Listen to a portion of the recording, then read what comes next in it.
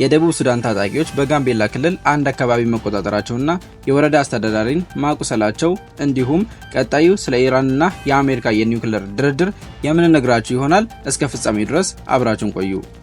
ሰላም ጤና ይስጥልኝ ክቡራን ተከታታዮቻችን፣ አጫጭርና ወቅታዊ ናቸው ያልኳቸውን ዜናዎች ይዤላችሁ ቀርቤያለሁ።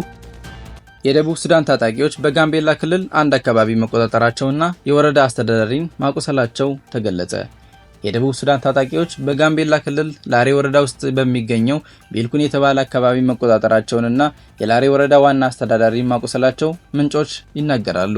ታጣቂዎች ተቆጣጥረውታል በተባለው አካባቢ ነዋሪዎች ወደ ሌላ ከተማ እንደሸሹም ተገልጿል። ኢትዮጵያ ጎረቤት ሀገር ደቡብ ሱዳንን ከምትጎራበታቸው ክልሎች አንዱ በሆነው በጋምቤላ ክልል ታጣቂዎች ጥቃት መፈጸም የጀመሩት በረቡዕ ሚያዝያ 22 2017 ዓ.ም ጀምሮ እንደሆነ አንድ የላሬ ወረዳ ኃላፊ ተናግረዋል።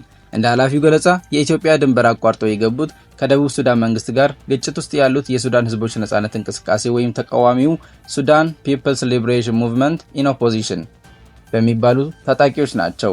ታጣቂዎቹ የገቡት የኒዌር ብሔረሰብን ዞን ላሬ ወረዳ ስር በምትገኘው የድንበር አካባቢዋን ፓጋግ ቀበሌ እንደሆነ ምንጩ ገልጸዋል። ከሀገሪቱ መንግስት ጋር ግጭት ውስጥ ያሉት ታጣቂዎች ድንበሩን አቋርጠው የገቡት ተኩስ ሲከፈትባቸው ሸሽተው እንደሆነም ተናግረዋል። ታጣቂዎቹ የራሳቸው ድንበር ዘለው ወደኛ ድንበር ነው የገቡት። እስከ ሐሙስ ድረስ ያገኘነው መረጃ በእኛ ድንበር ውስጥ ነው ያሉት፣ የኢትዮጵያ ባንዲራ ጭምር ነው የወሰዱት ብለዋል። ታጣቂዎቹ እስከ ሐሙስ ድረስ እየገቡ እንደሆነ መረጃ እንዳላቸውም አክለዋል። ኃላፊው ታጣቂዎቹ ድንበሩን አቋርጠው ከገቡ በኋላ በነዋሪዎች ላይ ተኩስ መክፈታቸውንና ቤቶች ማቃጠላቸውንም ተናግረዋል። የታጣቂዎቹ እንቅስቃሴን ተከትሎ ህዝቡን ለማረጋጋትና ድንበሩን ለመመልከት ወደ አካባቢው የተጓዙት የላሬ ወረዳ ዋና አስተዳዳሪ አቶ ቶክ ሞንግ በተከፈተባቸው ጥቃት እንደቆሰሉም ምንጩ ገልጸዋል። የጋምቤላ ክልል ፖሊስ ኮሚሽን ባወጣው መረጃ የወረዳው ዋና አስተዳዳሪ ሐሙስ ሚያዝያ 23 2017 ዓ.ም ተኩስ እንደተከፈተባቸውና በቀኝ እግራቸው ታፋ ላይ ተመትተው መቁሰላቸውን አረጋግጠዋል።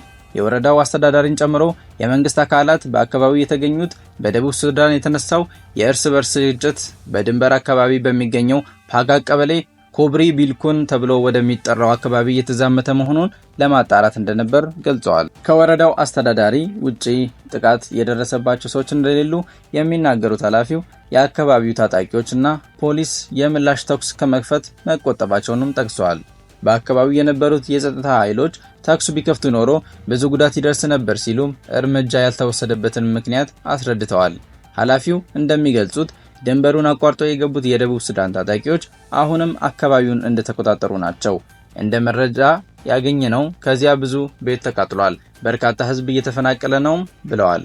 ከአካባቢው የሸሹ ነዋሪዎች ወደ ወረዳው ዋና ከተማ ኮርገን እየገቡ መሆኑንም አክለዋል።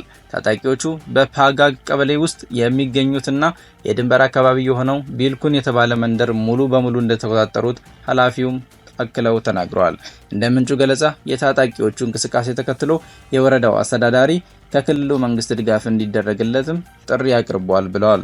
የጋምቤላ ክልል ፖሊስ ኮሚሽን ባወጣው መረጃ ላይም የላሬ ወረዳ ፖሊስ ከዞኑና ከክልሉ ፖሊስ እንዲሁም ከሚመለከታቸው የፌዴራል የጸጥታ አካላት ጋር በመተባበር ሁኔታውን በቅርበት በማጣራት ላይ እንደሚገኝ መግለጹንም ጠቅሷል።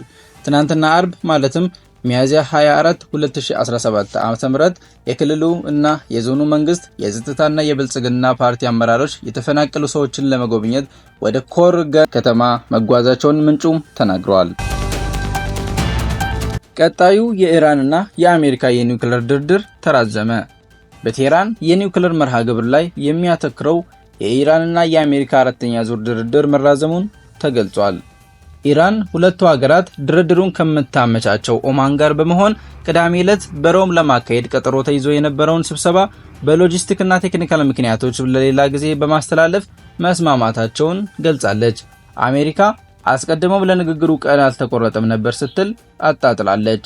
ይህ የተባለው የአሜሪካው ፕሬዝዳንት ዶናልድ ትራምፕ ሐሙስ ዕለት የኢራን ነዳጅን ወይም ፔትሮሜካኒካልን በሚገዙ ላይ እርምጃ እንደሚወስዱ ካስፈራሩና ዋሽንግተን ከቴህራን ጋር ግንኙነት አላቸው ባለቻቸው ኩባንያዎች ላይ በዚህ ሳምንት አዲስ ማዕቀብ ከጣለች በኋላ ነው። ትራምፕ በ2018 በኢራንና በአምስት ሀያላን ሀገራት መካከል ከተደረሰው የኒውክሌር ስምምነት አሜሪካን አስወጥተው የነበረ ሲሆን የተሻለ ስምምነት እንደሚያደርጉ ሲናገሩም ቆይተዋል። በሚያዝያ ወር የተጀመረው አዲስ ንግግር ካልተሳካ ወታደራዊ እርምጃ እንደሚወሰድ ቀደም ሲልም አስጠንቅቀዋል። ሁለቱ ወገኖች ከኦማን ዋና ከተማ ሙስካ የተካሄደውን የመጀመሪያ ዙር ንግግር ገንቢ ሲሉ ገልጸውታል። የኢራን የውጭ ጉዳይ ሚኒስትር ሰይድ አባስ አርጊቺ እንደተናገሩት ቴህራን በድርድር ላይ የተመሰረተ መፍትሄ ለማምጣት ቁርጠኝነቷን አልተለወጠም ሲሉ ገልጸዋል። በእርግጥ ፍትሃዊና ሚዛናዊ ስምምነት ላይ ለመድረስ ማዕቀብ እንዲቆም ዋስትና መስጠትና የኢራን የኒውክሌር መርሃ ግብር የኢራን መብቶች ሙሉ በሙሉ መከበሩን በማረጋገጥ ሰላማዊ ሆኖ እንደሚቀጥል እምነት ለመፍጠር ከመቼውም ጊዜ በላይ ቆርጠናል ሲሉ በትዊተር ገጻቸው ላይ ጽፈዋል።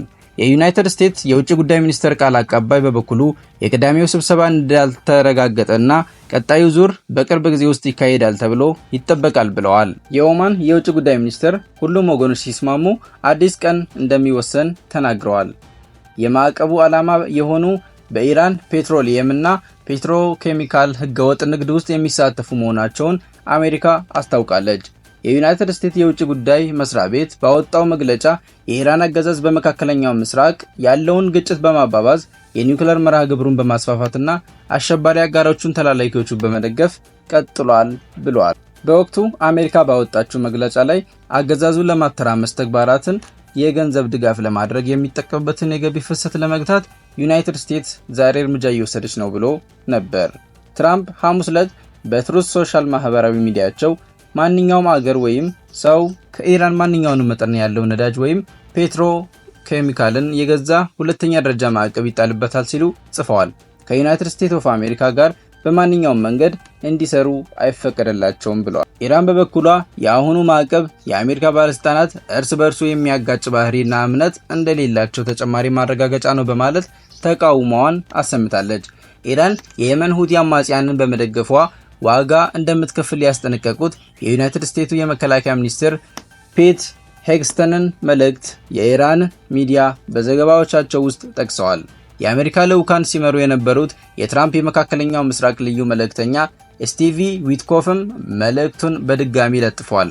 ለኢራን የተላለፈው መልእክት ለሁቲዎች ያደረጋችሁትን ድጋፍ አይተናል፣ ምን እየሰራችሁ እንደሆነም እናውቃለን።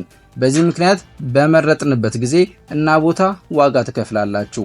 ትራምፕ የኢራንን የኒውክሌር ቦምብ ለመገንባት የምታደርገውን መንገድ የሚዘጋ መፍትሄ እየፈለጉ መሆኑን ጠቁመዋል። በአስተዳደራቸው ውስጥ የኢራን የኒውክሌር ማበልጸጊያ ፕሮግራሞች ሙሉ በሙሉ እንደሚፈርሱ የሚፈልጉት አሉ በማለትም አክለዋል። የተከበራችሁ አድማጮቻችን ለዛሬ ያዘጋጀውላችሁ ጥንቅር ይህንን መስል ነበር። በቀጣይ እስክንገናኝ ቸር ቆዩን።